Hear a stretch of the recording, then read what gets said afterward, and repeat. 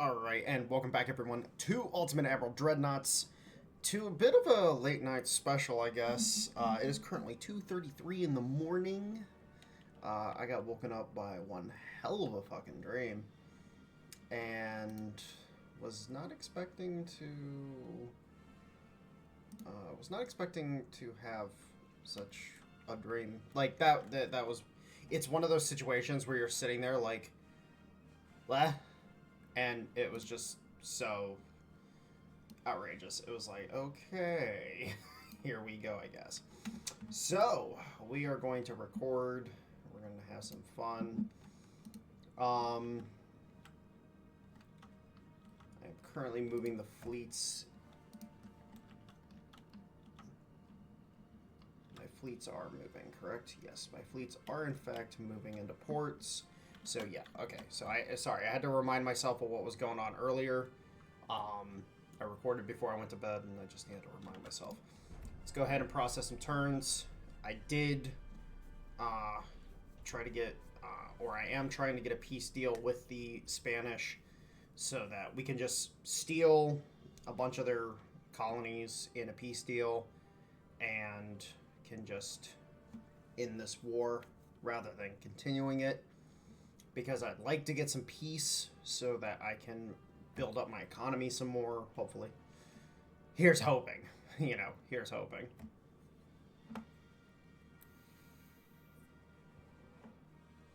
The activities of Russia in the Sahel is fucking hilarious, to be honest. This is definitely an alternative timeline, ladies and gentlemen. Oh, interesting. So they actually rejected our peace. Oh, yeah. I would love to build this for you. I would love to. Can I manage it, though? That's the real question.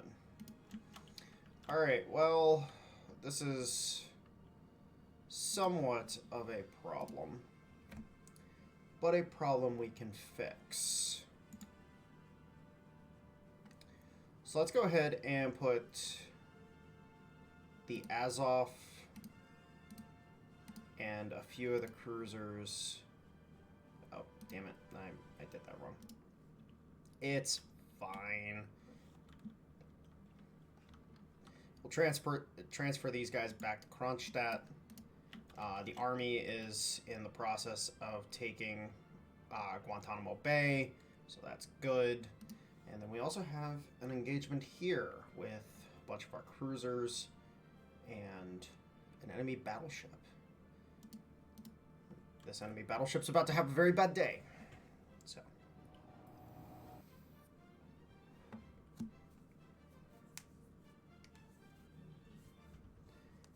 Now, hopefully, within the next couple weeks, I'll be able to work out some, oh, are you serious? God damn it. Alright, fuck it. Let's go for it. If we can find them, we can find them. If we can't, we can't. That's fine.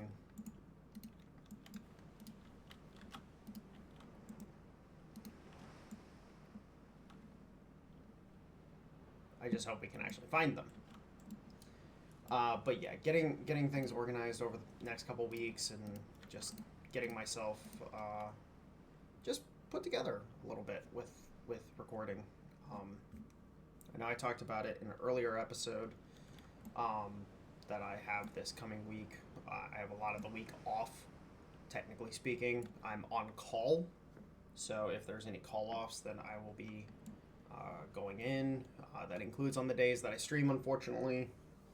You guys will watch this video on Thursday, so it won't really matter, but hopefully I can stream. Hopefully. That being said, actually, I'll probably turn those stream days into a little bit longer, simply because I will have the day somewhat off, so I'll probably start earlier in the day.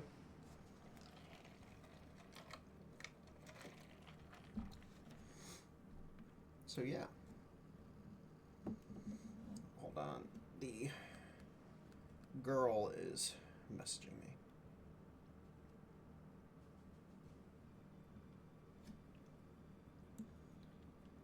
Alright, so contacts have moved to the southeast. I don't understand how we're actually spotting anything in this weather.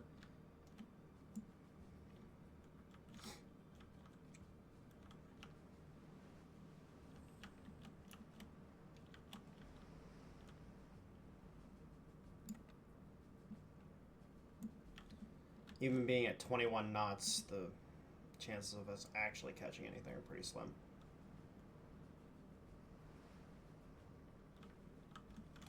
Oh, hey, enemy contact. Is that transport? That is the enemy battleship, but that's a transport. Okay, so cool. We have sighted the enemy convoy. We do have confirmation on enemy ships.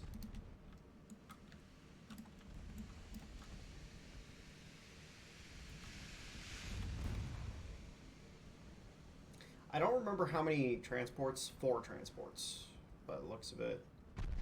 Maybe. I don't remember how many transports they said in the briefing. All right, let's have the Mikhail Kuchazov focus its fire on the battleship to start.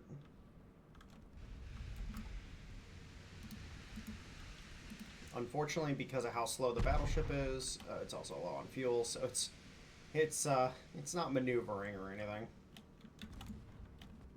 So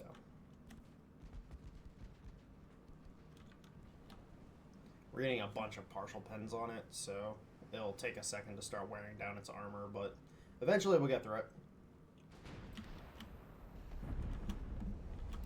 Oh my lord!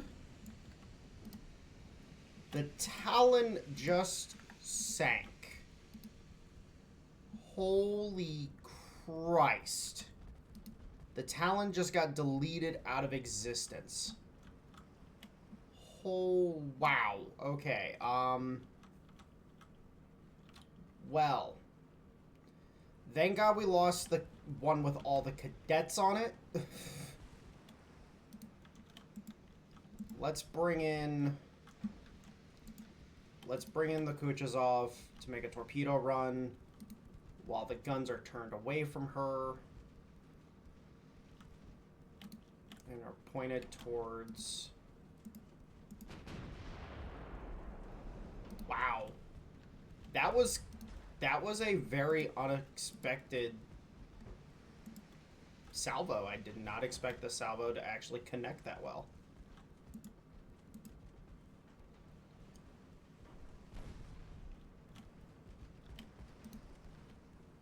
Alright, the guns have turned towards the Kuchazov. So this is problematic, but it's fine. All we have to do is get in torpedo range. Let's throw up the smoke.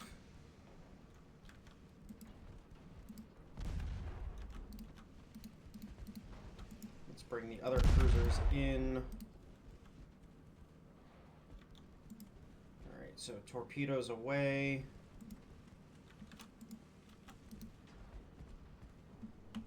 Duds, of course. Okay, so we got two detonations.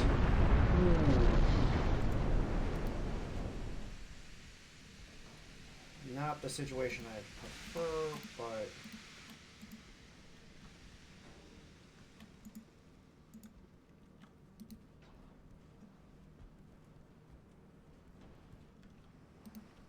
come on, Kuchazov, turn it. The Kuchazov can turn. We might be able to get the rest of the torpedoes away. Yes, okay, rest of the torpedoes are away. At least one of them should... Oh, of course it didn't actually fucking explode. That's wonderful. Alright, well, the enemy battleship is down. The Kuchazov is very hurt. The Talon sank. Jesus. We definitely had a bit of a pucker factor there. I thought we were going to lose the Kuchazov too. We got really lucky with that. The Talon ate all 4 shots. Like, all 4 shots. Oh, wait, what?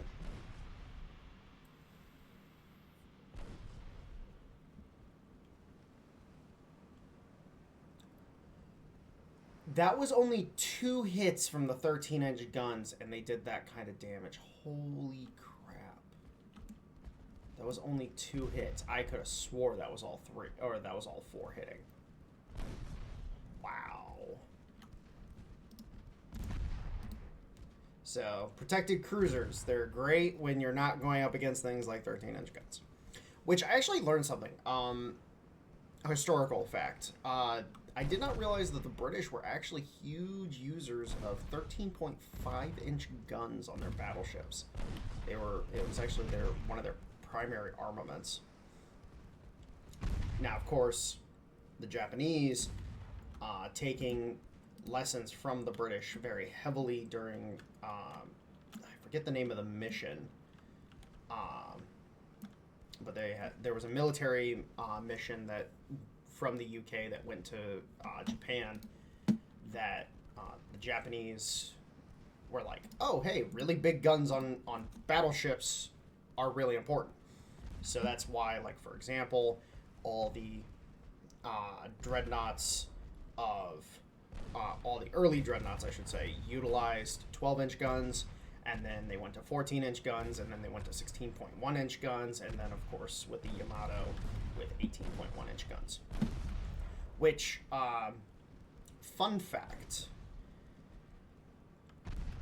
I do disagree with my friend, not really friend, I wish I could sit down and have a beer with the guy, but Fat Electrician definitely has kind of given a bad name to the Japanese simply because the Japanese lost. Yeah, okay, cool, they lost. I don't think you would have want to been on those ships fighting the Yamato. Like, sorry, bud, but I'm like, you would be fucking shitting yourself at the idea of, oh my god, that's a really big fucking gun. Wait, what the fuck? Oh, I accidentally took a screenshot somehow. I don't know how. Weird. I was wiping dust off I must have accidentally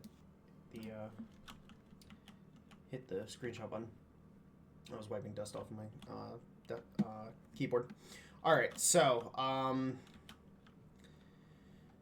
well, this is kind of an issue, but we have the tonnage available to start operations against all our repairs are done, so we can start moving down towards Manila. Let's just go.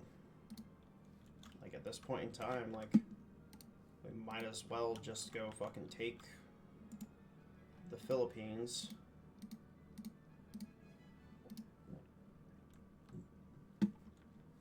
Alright, so we'll move these guys down here, start taking this stuff. Basically, we're gonna end up, if the Japanese, or the Chinese, I should say, sorry, not Japanese. Wow, not the Chinese either. Wow, holy shit, I am tired. If the Spanish decide to just keep this war going, what's their political stability looking like? 75 unrest. Uh-oh. Uh-oh.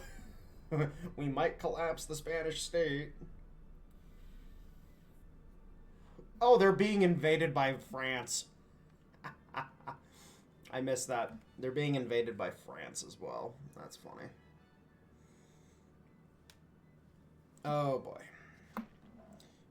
Poor Spain.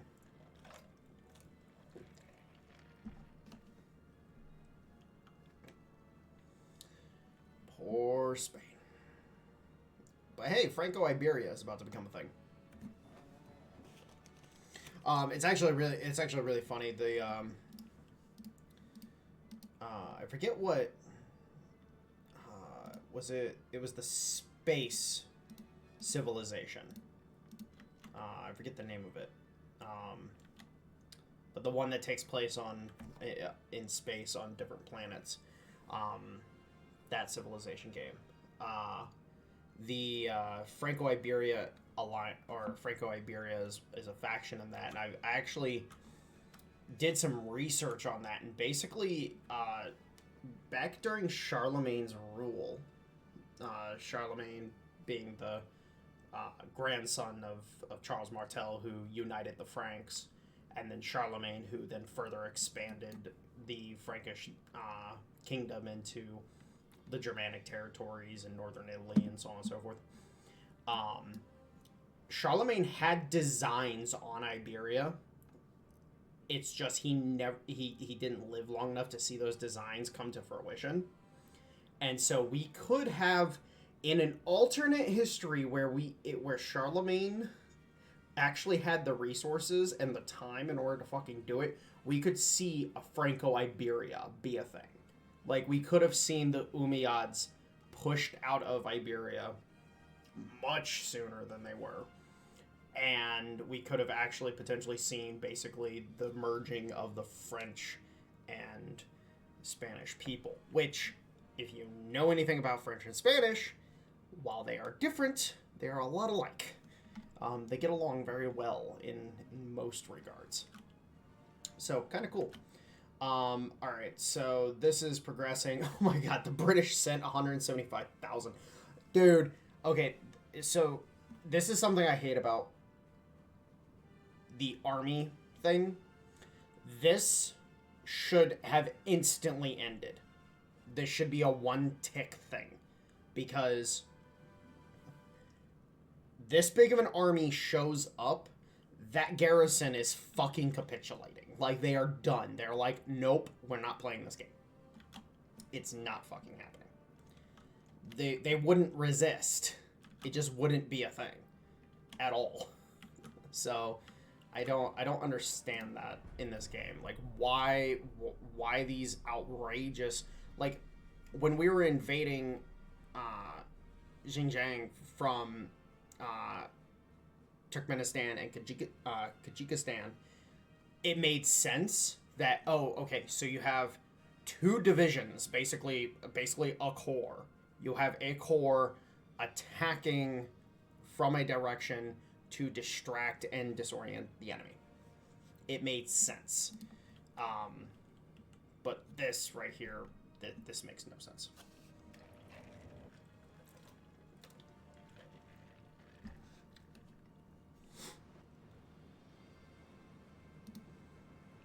Alright.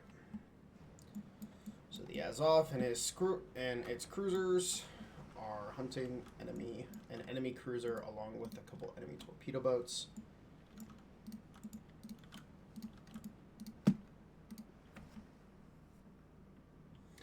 The Revels are going to end up getting retired at some point in time, in lieu of heavy cruisers.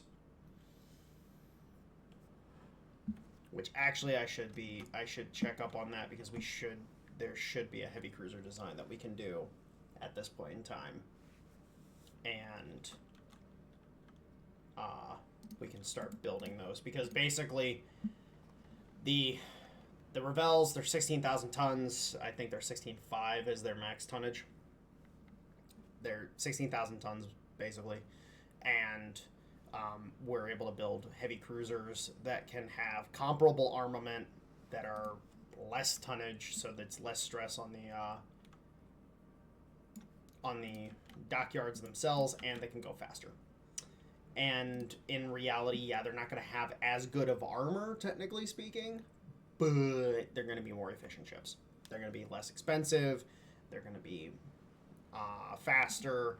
They're going to be less stress on the logistics. It's just going to be a better situation to have two heavy cruisers in this region rather than the Azov itself. So eventually we will get these guys situated, and then of course the Dreadnoughts are going to get replaced with Triumphs, and we're just going to have better stuff. This is why I need to be at peace. I need to be able to build and reorganize the fleet. Full-on reorganization needs to take place.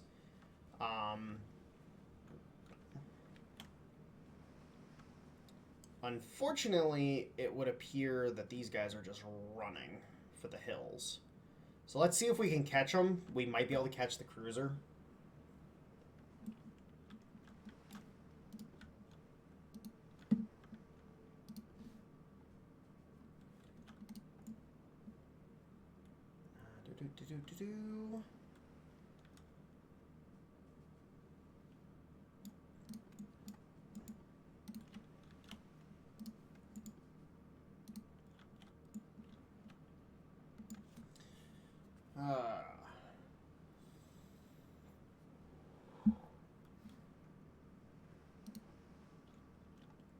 Alright, it would appear that they're just gonna run. If we had destroyers, this would be easy, but if they're just gonna run like this, then we're just gonna back out. Very unfortunate, but it is what it is. But back to what I was talking about. Yeah, heavy cruisers are going to be a very, very big part of our doctrine. I'm probably going, again, as I've mentioned before, I'm probably going to have a very limited number of battleships for the purposes of land invasions. They'll be posted in the home ports, and then we'll have a shit ton of heavy cruisers with some light cruisers. Not actually, you know, it'll be like a nearly a 1-to-1 ratio. Nearly. But I wanted to wait until are we losing transports? We're not losing as many transports, thankfully. Are we actually rebuilding our transport numbers? No, we're not. Oh god. That's not good. That's not good at all. I'm just going to auto-resolve this. Oh, of course. Of course. Why are these guys not going into port? Go. Oh. Oh, okay. You can't go into that port. So let's put you in this port. Oh, you can't go in this port either. God damn it. Get out of my port, damn it.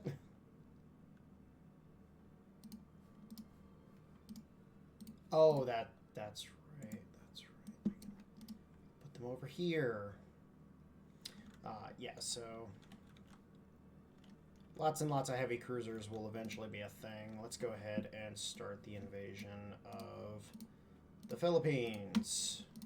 So the goal actually here should be to take the Philippines as quickly as possible before they have a national collapse.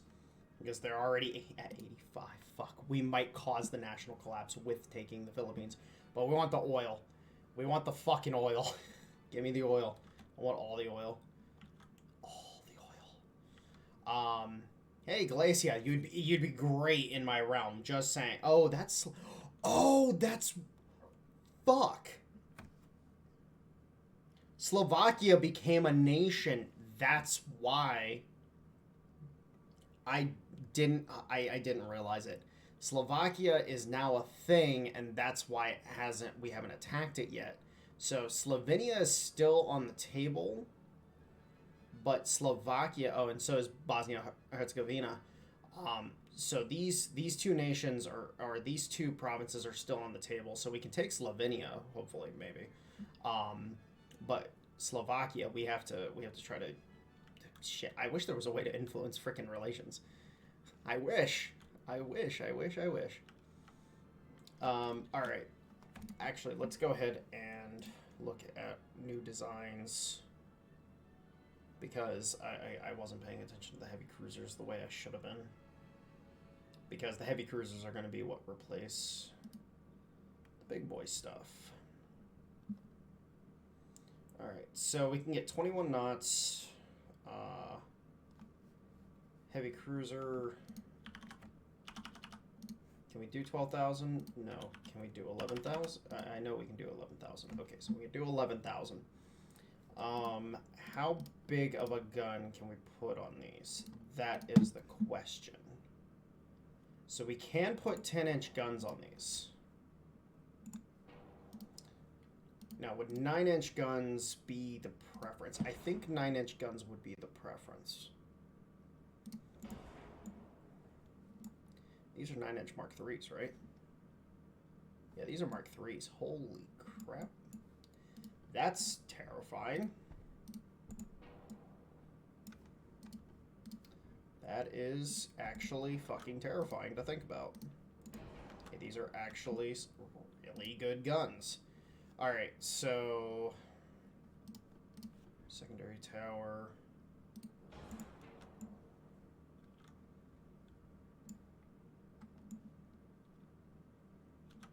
Yes, it looks kind of fucking weird. I get it, but, you know, I want to minimize the offset. Let's go ahead and do... oh yeah, we'll just build this bad boy up with a bunch of 5-inchers. Oh yeah, oh yeah. Kind of liking that, and then we'll throw some torpedoes on there as well, just for good measure. And can we put...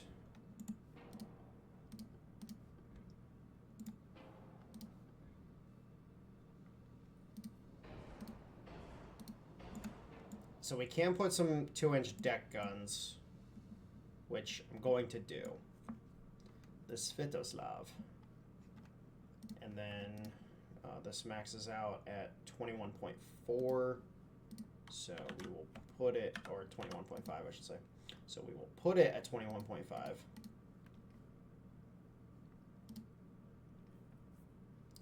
And then let's go ahead and throw on the good.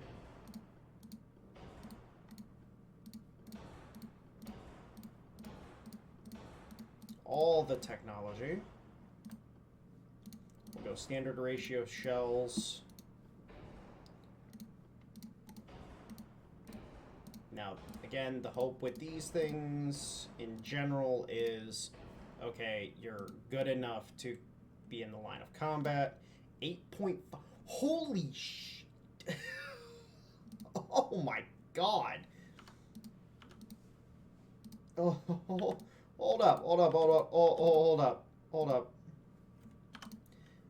This thing has an 8-inch, and we're gonna do 8-inch on this.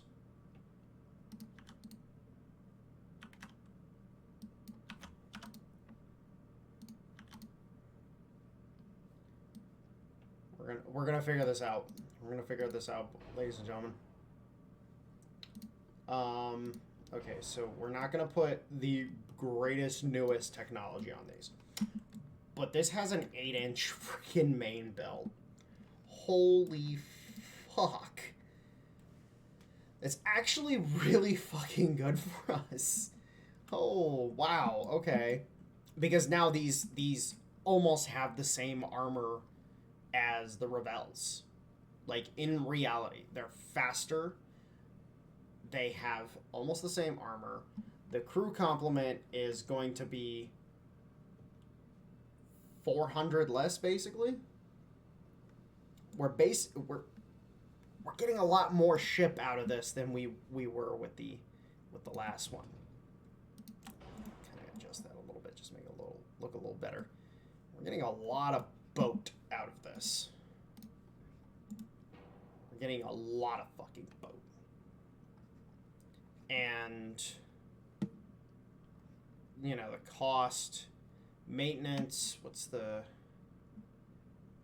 Okay, so they're the same maintenance as the Ravel.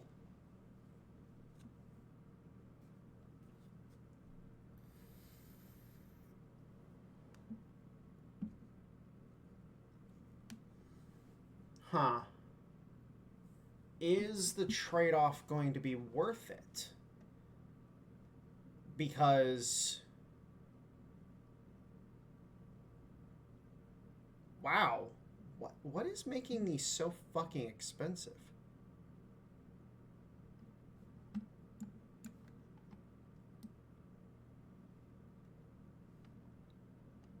What is making them so goddamn expensive?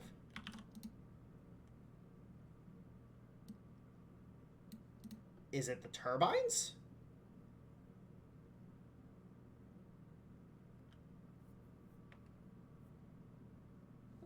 It's only 12%.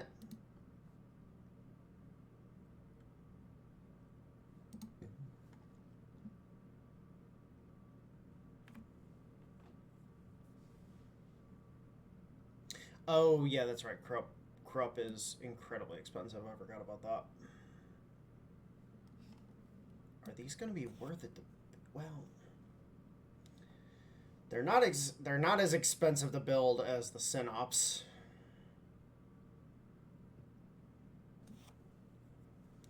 They're going to be able to actually stay with the Synops, or they're going to be able to be in the line with the Synops a little bit. They're going to be slightly cheaper maintenance-wise than the Revels.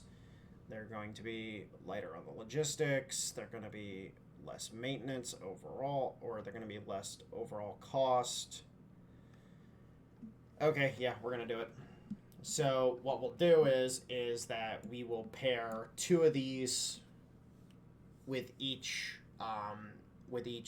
main fleet. So there will be we'll go a 6-6 all total in the home fleets, and then in the colonial regions we'll do 2 and 2 basically, because we'll have 2 in the Caribbean, 2 in the Pacific. It's kind of where I'm thinking at this point in time. And then we'll have light cruisers everywhere else. Yeah, I like this. I like this idea. So we'll have a total of 10 of these. So we'll have a total of 10 heavy cruisers that are cruiser killers. You know, they're armed with 9-inch guns. They're able to punch through protected cruisers, no problem. Light cruisers are not going to be able to harm them, and these are going to definitely be able to harm the light cruisers. And then the heavy cruisers, they're going to have a hard time against these as well. So I think she's going to be worth. I think she's going to be worth.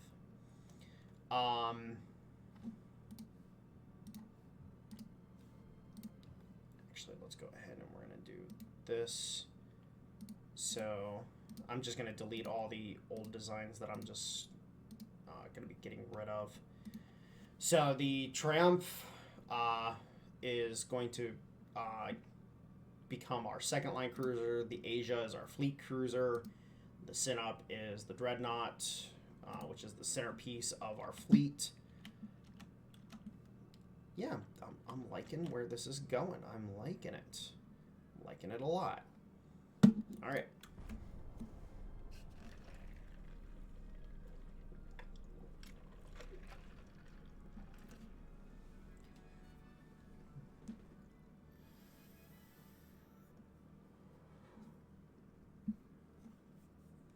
And we're blockading the fucking Spanish.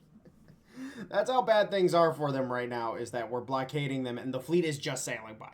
It's not even actually, like, I guess I could just fucking blockade them. I guess I could.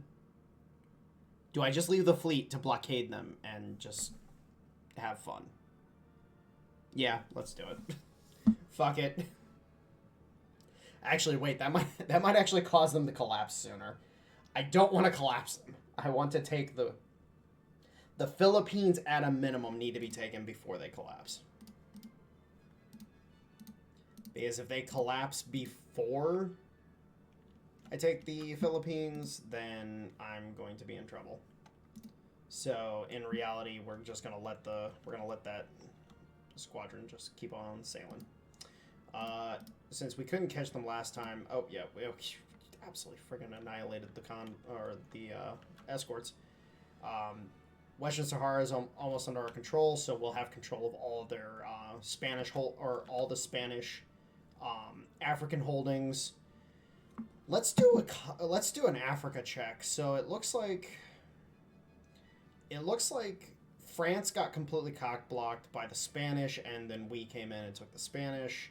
The Italians have basically taken exactly what they had historically, with the addition of Sudan, which technically speaking they had heavy influence in Sudan anyways. The Germans have a little extra. They have Chad, and then of course I don't think Nyaziland, Naziland, Nazi.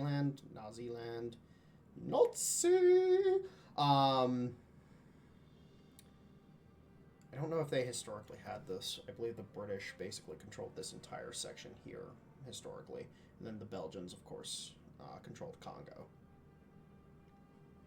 Upper Volta. I think the Germans actually did control Upper Volta. Of course, Germany controls fucking Oman, which is hilarious. Eastern India has rebelled, and India is now its own nation, which is hilarious.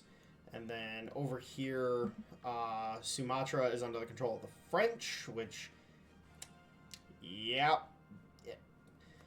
You know, one overlord for another is probably not the greatest thing, but hey, that's a lot of fucking oil. Holy shit. Holy fuck, that is so much oil. No wonder why the Japanese wanted that so badly. And then, of course, Germans still control this. Has anything else kind of changed hands? Not really seeing anything. Oh, the Americans are going into Nicaragua. Okay, well, there we go. America doing America things in Central America.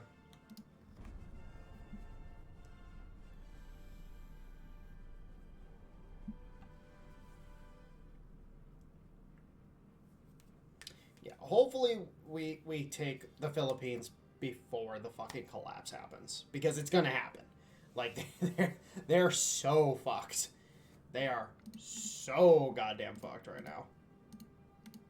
Like, it is really bad for them. Yeah, we'll go ahead and build these. Convoy. Yeah, we'll go ahead and kill some more Spaniards. Slowly but surely taking Guantanamo Bay. We're about to take Western Sahara, and we're 4 turns away from taking the Northern Philippines, or the Eastern Philippines, West Philippines, and then we'll move on to the East Philippines, which is going to give us a decent amount of oil supplies as well, so that's good for us. We did just get some very, very nice things, and these repairs, we actually should probably, let's put all the battleships that aren't being used onto defensive, just so we can save some money. And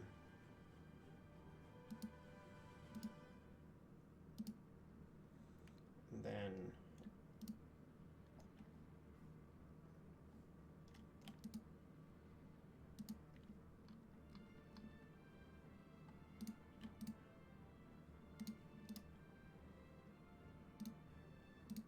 now you might be wondering, why am I putting these cruisers? Because we're losing stuff in the North Atlantic and the North Sea and whatnot. Do we still have the cruisers and everything out here? Yes, we do. Are these guys on? Yeah, sea control, sea control. Okay, so we just put them on sea control, so they'll be able to keep everything safe. We're finalizing those. We also need to build... okay. That's what we need to do. So we need to build our next 6 fleet destroyers for... These ones will go into Odessa, which is our... Where's Odessa? Which is our fleet headquarters for the Black Sea. Yeah, Black Sea.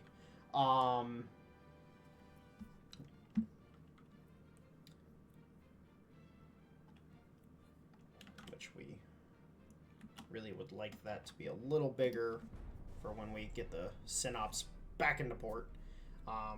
Actually, we need to build 2 more Synops, actually. And there's Western Sahara for us. So, we're looking good. We're looking good. We're looking very good. I'm going to go ahead and I'm going to call this one here, guys. I hope you guys are enjoying the series. And I love you. Have a good one.